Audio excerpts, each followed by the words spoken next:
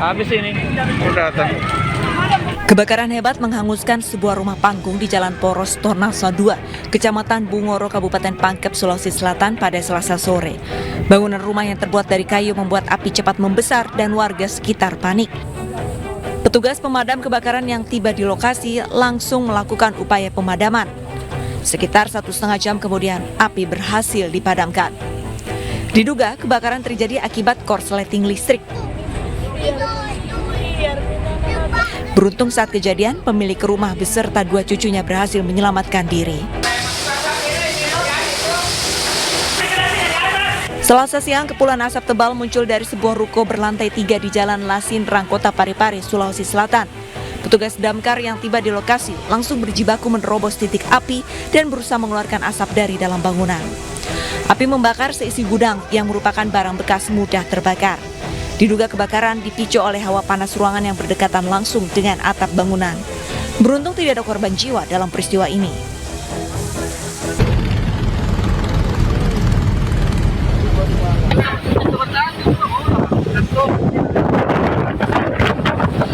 Kobaran api yang membakar kapal takbot Surya 03 di perairan Das Barito, Kabupaten Barito Selatan, Kalimantan Tengah akhirnya berhasil dipadamkan petugas. Saat pendinginan, tim gabungan menemukan 2 jenazah ABK kapal takbot berada di atas sebelah kanan kapal dengan kondisi seluruh tubuh hangus terbakar. Kedua jenazah kemudian dievakuasi petugas ke Rumah Sakit Tamiang Layang, Kabupaten Barito Timur. Hingga kini ada 6 orang ABK kapal takbot Surya 03 dan ada 2 ABK kapal dagang Setia Baru 05 yang masih hilang. Sementara itu, 1 dari 3 ABK kapal dagang Setia Baru 05 berinisial A meninggal akibat luka bakar yang cukup parah setelah sempat menjalani perawatan di rumah sakit. Masih ada 6 orang yang belum diketemukan sampai dengan saat ini. Jadi kami fokus tim gabungan dari TNI Polri, dari tim SAR, dibantu dengan seluruh masyarakat untuk mencari dan mengevakuasi dan mencari korban yang masih belum ditemukan.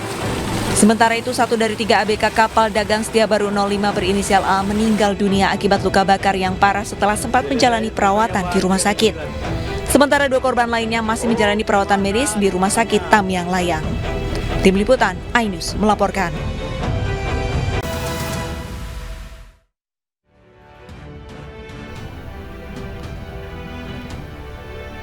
Selamat siang pemirsa, apa kabar Anda hari ini? Senang sekali saya Gede Satria dan rekan saya Fazila Khairunisa kembali hadir menemani Anda dalam iNews Siang. Selain 3 berita utama tadi, iNews Siang juga akan menyuguhkan beragam informasi penting lainnya. Kami awali iNews Siang hari ini dari Sumatera Barat pemirsa, seputar banjir bandang. Ratusan korban banjir bandang di Kabupaten Agam, Sumatera Barat masih berada di pengungsian. Sementara petugas gabungan melanjutkan pencarian terhadap 2 orang yang masih hilang.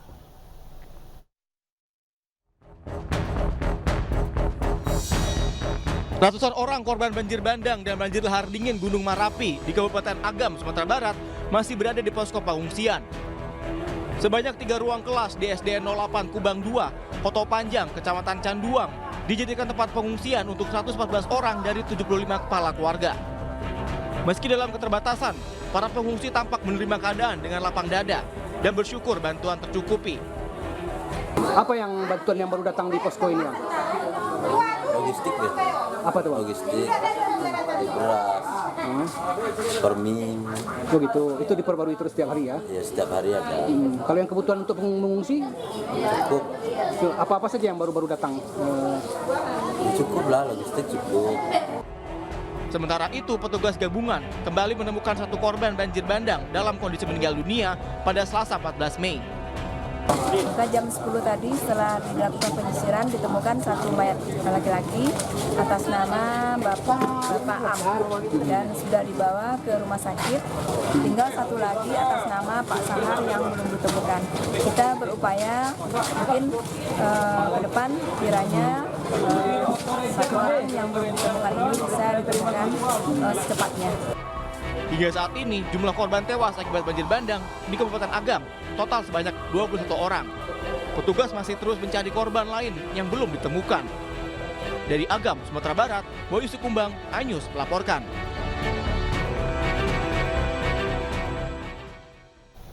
Selain menelan banyak korban jiwa, banjir bandang juga menyebabkan jalan nasional Padang Bukit Tinggi, Sumatera Barat terputus. Warga setempat terpaksa membuka jalan melalui perbukitan untuk akses pejalan kaki.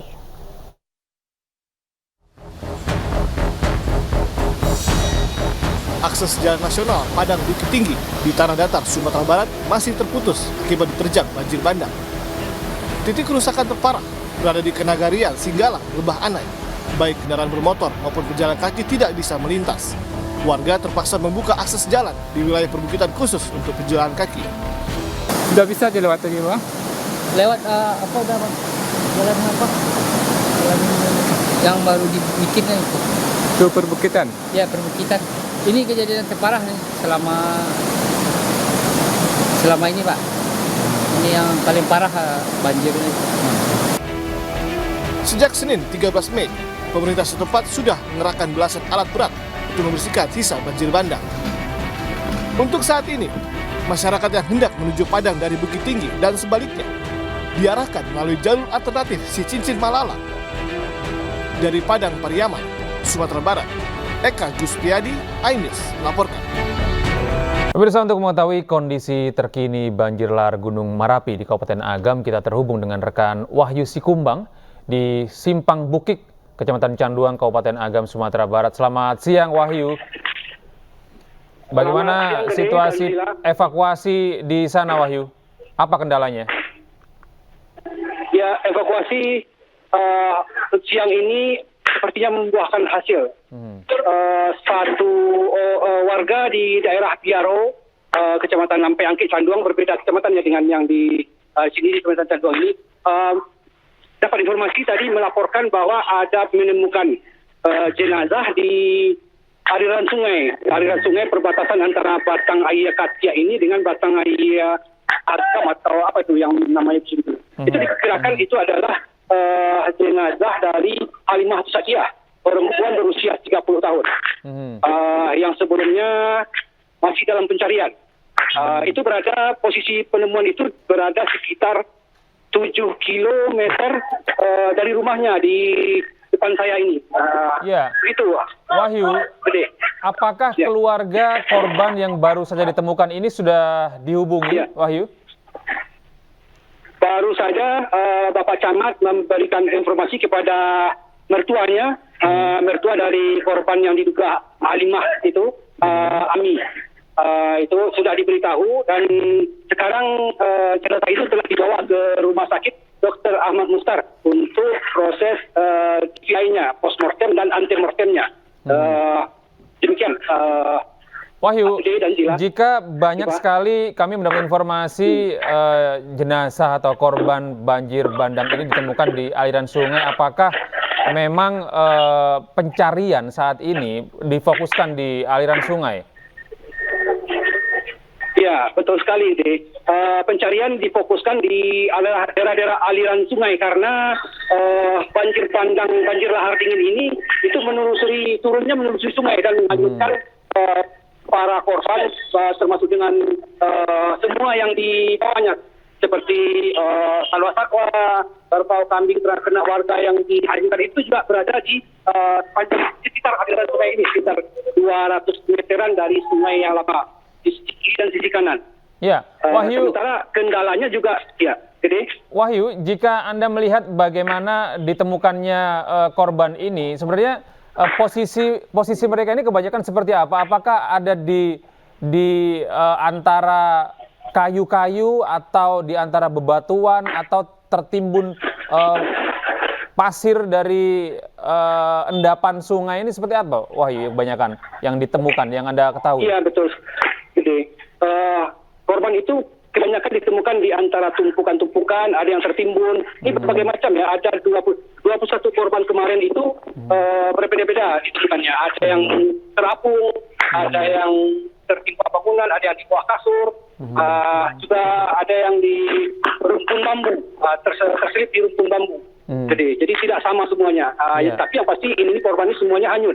Ya, tapi artinya korban cukup mudah untuk dikenali ya, Wahyu, sehingga ini kita bisa berkoordinasi dengan keluarga jika ada yang mengenali begitu ya, Wahyu ya. kalau untuk korban itu sebagian itu banyak juga yang tidak dapat dikenali. Kalau yang korban yang barusan itu karena di Kabupaten Agam ada 2 korban yang sedang dicari. Kalau tadi ya itu tuh laki-laki dan perempuan. Yang di Kecamatan Canduang ini itu perempuan, jenis kelamin perempuan yang hilang, dan yang di Kecamatan Sungai Puar itu laki-laki. Itu saja yang memudahkannya sekarang ini. Ya, Wahyu, terima kasih atas informasi Anda. Kami akan terus menanti informasi terkini. Selamat bertugas kembali dan jaga kesehatan, Wahyu. Selamat siang.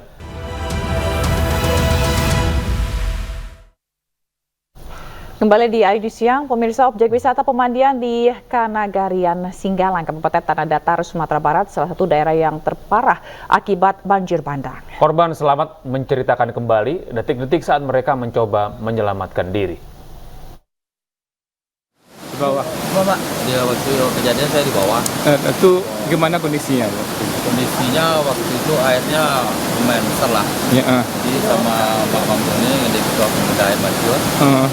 Tempat beliau udah memakan, saya di homestay. Iya. Nah, jadi pas saat itu air udah besar di bawah Pak kan. Ada korban enggak dari keluarga Bapak? Alhamdulillah Pak, dari rumah makan Berkah kan hancur. Jadi karyawan rumah makan Berkah ada sekitar 6 orang, sama karyawan saya 1. Semuanya selamat Pak di homestay. Ya, rumah makan Manggong kira-kira 15 orang. Selamat. Waktu kejadian larinya kemana Pak? Di rumah makan. Rumah makan Manggong di. Kena air nggak Pak waktu kejadian? Ada, kena. Tapi nggak masuk ke dalam. Nggak masuk ke dalam. Di itu juga nggak masuk, cuman di depan, di belakang udah naik air semua. Cuman di dalam lokasi di rumah makan nggak masuk air. Nggak masuk air. Yang terparah di mana sini Pak? Yang ada mobil yang... di depan tuh. Kejadian waktu mobil hanyut, motor-motor hanyut itu pas di depan rumah makan Manggong sama rumah makan homestay. Iya. Waktu itu ada korban nggak yang hanyut? Nggak ada ya. Bisa selamat ya. Tapi diberitakan ada mobil satu, belum pasti itu. Jenis Jazz warna Yaris biru. Belum ketahuan sekarang apa dia selamat atau enggak, ini belum tahu. Kabarnya sopirnya masih dalam Pak. Iya. Jazz ya. Harapannya Pak? Harapannya mudah-mudahan secepatnya memulihkan situasi yang ada di sini dan air sungai ini dialihkan ke tempat semula. Sekarang kan udah melebar kayaknya kan, jadi dialihkan tempat semula ke tepi tebing biar masyarakat di lembah ini aman dan tidak ada was-was lagi. Rencana mau mengungsi atau gimana sekarang nih Pak? Mungkin enggak Pak. Semi kehidupan kami di lembah ini semuanya tergantung di sini Pak. Berarti nak mengungsi Pak? Untuk sementara waktu ini Pak. Tapi teman sekarang kami udah pada mengungsi. Nanti masa depannya mudah-mudahan pemerintah izinin kami berusaha di sini lagi. Bagaimana terbaiknya kami serahkan kepada pemerintah. Sudah ada bantuan dari pemerintah Pak? Kalau untuk makan minum udah ada yang menerima. Tapi kami berdua mungkin nggak menerima kan, nggak mau menerima kan. Sementara itu pemirsa, 2 orang warga di Kabupaten Agam, Sumatera Barat hilang dalam musibah banjir lahar dingin Gunung Merapi. Pencarian terhadap korban kembali dilanjutkan pagi tadi. Sambil membawa alat dan bekal seadanya, seorang pria bernama Muhammad Rashidi, warga Simpang Buki, Nagari Buki, Batabuah, Kecamatan Canduang, Kabupaten Agam, memanjat ke atas rumahnya melalui tumpukan kayu dan batu yang menghantam rumahnya. Rashidi sengaja membongkar atap rumahnya sendiri karena hanya atap rumahnya yang masih bisa digunakan. Arus deras banjir lahar dingin atau Galodo dari Gunung Merapi pada Sabtu malam lalu telah menghantam 2 rumahnya hingga jebol dan roboh tak layak huni. Musibah itu juga membuat 3 cucunya meninggal dunia, sementara seorang keponakannya belum ditemukan. Dan pagi tadi tim gabungan kembali melanjutkan pencarian korban.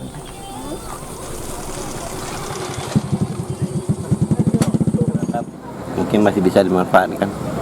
bangunan ini kan sudah nggak layak huni lagi, jadi mau diratakan semua. Yang di sebelah itu kan kita juga tuh. Kemarin sudah sampai sore diratakan, tinggal ini lagi. Oh gitu. Nah. Saat kejadian Bapak di mana, Pak? Oh, saat kejadian saya di Padang. Oh gitu. Iya. Di rumah siapa? Di rumah nih keponakan. Gimana keadaannya, Pak? Keponakan ada cucu 3 orang meninggal, keponakan 1 yang sampai saat ini belum ketemu. 7 orang korban longsor dan banjir bandang Sumatera Barat dirujuk ke Rumah Sakit M. Jamil, Kota Padang. Dari 7 korban, 2 diantaranya meninggal dunia.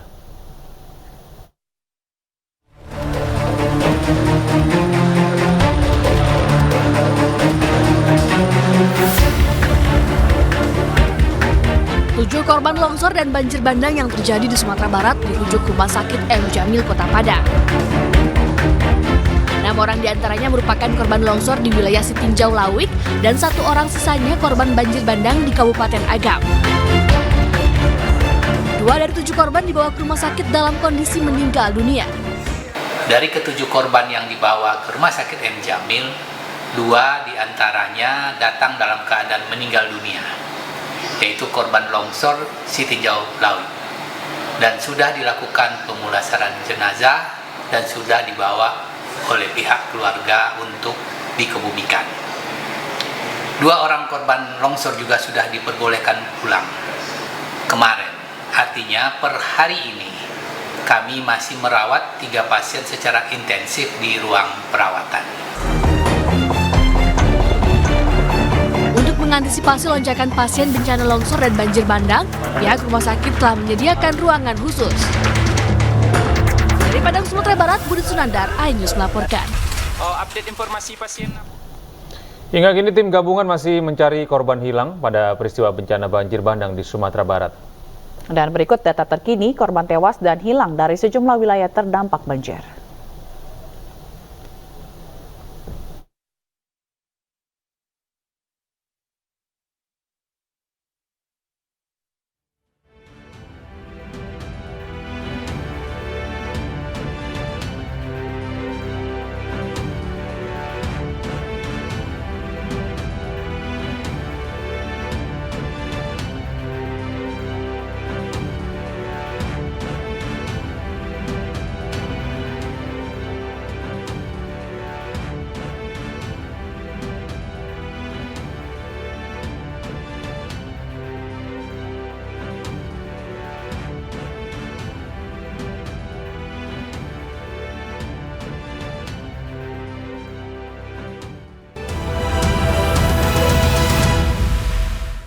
Viral di media sosial, bentrok antara pedagang kaki lima dengan petugas Satpol PP di Pasar Aceh, Kecamatan Baitur Rahman, Banda Aceh. Kericuhan terjadi karena pedagang menolak direlokasi.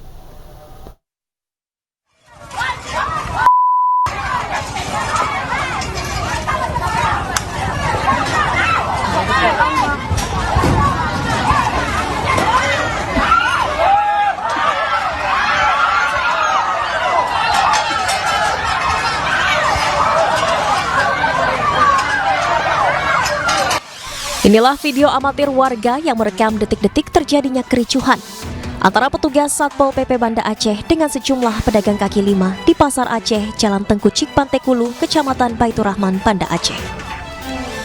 Kericuhan bermula saat petugas Satuan Polisi Pamong Praja Kota Banda Aceh tengah menertibkan pedagang kaki lima yang masih berjualan. Sebelum menertibkan pedagang, pemerintah Kota Banda Aceh telah menyiapkan lokasi relokasi yang berada di bekas Terminal Kedah lantai 3 Pasar Aceh. Namun pedagang mengaku enggan menempatinya karena sepi pembeli. Pedagang meminta pemerintah Kota Banda Aceh untuk bisa mencarikan solusi yang tepat di tengah sulitnya pendapatan ekonomi mereka.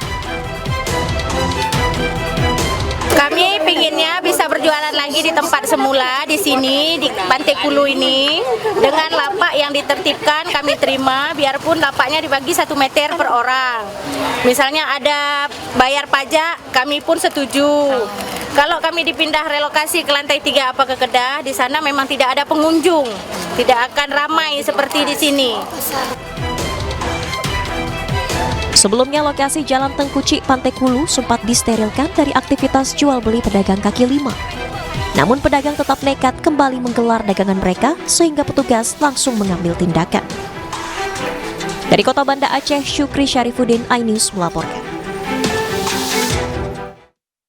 Aksi bajing loncat yang tengah mencuri di atas sebuah truk yang melintas di kawasan Cakung, Jakarta Timur viral di media sosial. Aksi pelaku direkam oleh pengendara yang melintas. Aksi bajing loncat ketangkap kamera nih. Ini orang ini. Nih. Dari rekaman video amatir pengendara yang melintas, terlihat pelaku beraksi seorang diri dan berusaha mencuri barang dari atas truk yang melintas di Jalan Raya Bekasi Cakung, Jakarta Timur. Pelaku mengincar truk dengan bagian belakang terbuka, serta memanfaatkan kondisi lalu lintas yang padat untuk memudahkan aksi pencurian tersebut. Aksi bajing loncat yang kerap terjadi di ruas Jalan Bekasi Cakung ini membuat resah pengemudi truk yang melintas. Ekspedisi semua dia biasanya, ekspedisi terus biasanya tuh yang bawa bawa makanan. Kalau saya kejadian sekali, kalau teman-teman saya yang udah pada ngalamin itu ya barangan saya itu udah banyak Bang. Beberapa kali pengemudi truk yang melintas kerap menjadi korban pencurian aksi bajing loncat, mulai dari barang bawaan ataupun harta benda pribadi milik sopir. Sementara Polsek Cakung, Jakarta Timur masih menyelidiki aksi bajing loncat tersebut. Pemirsa, seorang anak berusia 13 tahun di Cirebon mengalami depresi setelah ponsel yang dibelinya dari hasil menabung dijual ibunya untuk kebutuhan sehari-hari. Ya, bahkan sudah 10 bulan terakhir sang anak tidak sekolah.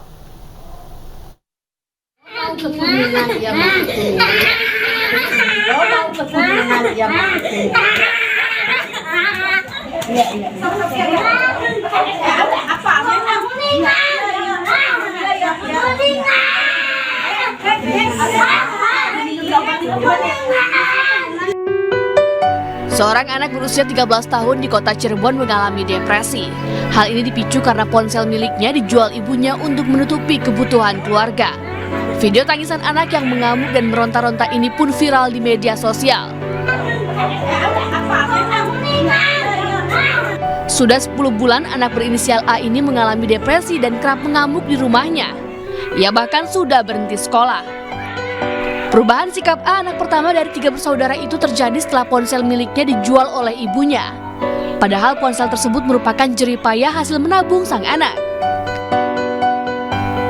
Meski ibunya sudah meminta izin dan berjanji menggantikan, namun A terus mengamuk. Bahkan berulang kali kabur dari rumah hingga membuat ibunya kewalahan. Alasan ibu menjual ponsel anaknya untuk memenuhi kebutuhan sehari-hari. Sebab suaminya yang bekerja serabutan di luar kota sudah 8 bulan tidak ada kabar dan tidak menafkahi keluarga.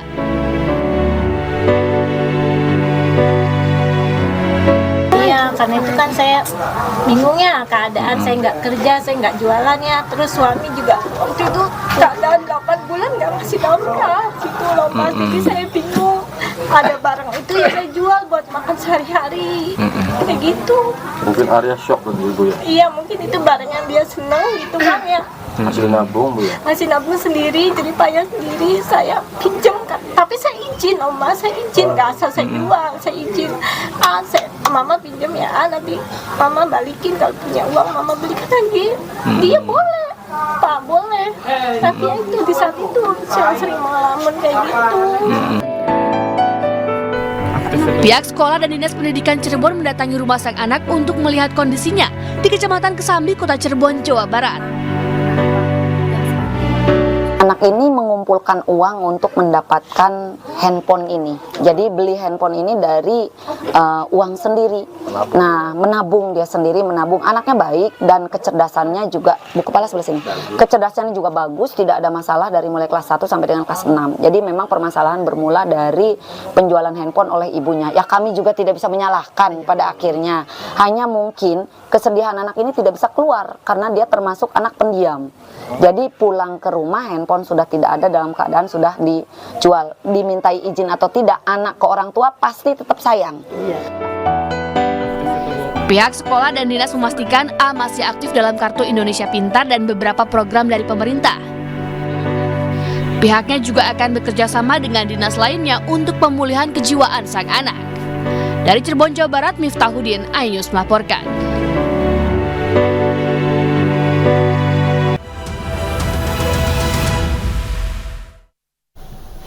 Masih bersama kami di Anyus Siang, pemirsa. Kejaksaan Agung kembali memeriksa artis Sandra Dewi, istri dari Harvey Muiz, tersangka kasus dugaan korupsi dalam tata niaga komoditas timah di wilayah izin usaha pertambangan. Pemeriksaan ini merupakan kali kedua bagi Sandra Dewi dalam kapasitasnya sebagai saksi. Artis Sandra Dewi tiba di gedung Jampitsus Kejagung RI pada pukul 8 pagi. Ia datang dengan membawa sejumlah berkas. Kehadiran Sandra Dewi tidak diketahui oleh awak media yang telah menunggu di pintu utama. Sandra Dewi yang merupakan istri dari Harvey Muiz diperiksa dalam kapasitasnya sebagai saksi kasus dugaan korupsi tata niaga komoditas timah di wilayah izin usaha pertambangan atau IUP PT Timah Tbk tahun 2015-2022. Dalam perkara ini Kejagung telah menetapkan 21 tersangka.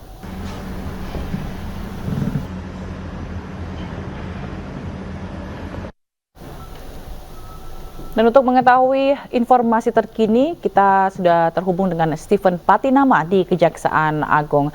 Stephen, bagaimana jalannya pemeriksaan Sandra Dewi hingga kini?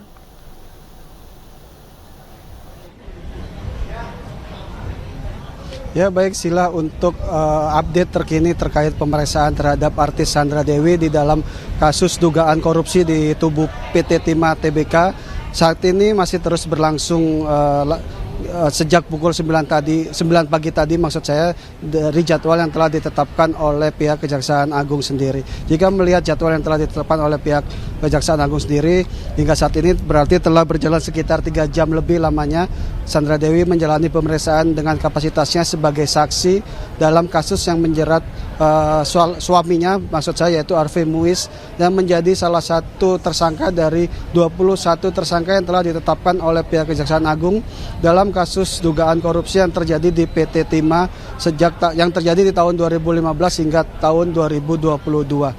Pada pukul 8 ataupun pukul 7 pagi tadi, Sandra Dewi diketahui telah hadir di ruang penyidik yang berada di gedung Jaksa Agung Muda Tindak Pidana Khusus Kejaksaan Agung, yang dimana kedatangan Sandra Dewi ini berada di bawah jadwal ketentuan yang telah ditetapkan oleh pihak Jaksa Agung sendiri. Pada saat hadir tadi, Sandra Dewi terlihat membawa sejumlah berkas yang ditunjukkan kepada pihak penyidik di ruang penyidikan saat menjalani proses pemeriksaan sebagai saksi. Untuk kelanjutan apa hasil dari pemeriksaan dirinya sebagai saksi nanti akan kita ketahui setelah Sandra Dewi selesai menjalani proses pemeriksaannya sebagai saksi dan juga sebagai istri dari salah satu tersangka, yaitu Harvey Muiz sendiri. Untuk kasus ini sendiri, pihak Kejaksaan Agung telah menetapkan sebanyak 21 tersangka termasuk suami dari Sandra Dewi sendiri, yaitu Harvey Muiz. Kejaksaan Agung juga telah menyita sejumlah barang-barang bukti dari hasil kejahatan tindak pidana korupsi yang merugikan kerugian negara sebesar 271 triliun. Untuk selanjutnya keterangan apa yang didapatkan dari hasil pemeriksaan ini nanti akan kita tunggu selengkapnya dari pihak Kejaksaan Agung melalui Kapus Penkum Kejaksaan Agung Republik Indonesia. Begitu, kembali ke Anda di studio. Nanti setelah pemeriksaan selesai. Terima kasih Stephen Patinama atas laporan Anda langsung dari gedung Kejaksaan Agung RI Jakarta. Selamat bertugas kembali. Pemirsa, mulai Juni 2025 sistem kelas pada BPJS Kesehatan akan dihapus. Nah, dalam Perpres yang ditekan Presiden Joko Widodo, sistem kelas akan digantikan dengan kelas rawat inap standar atau KRIS.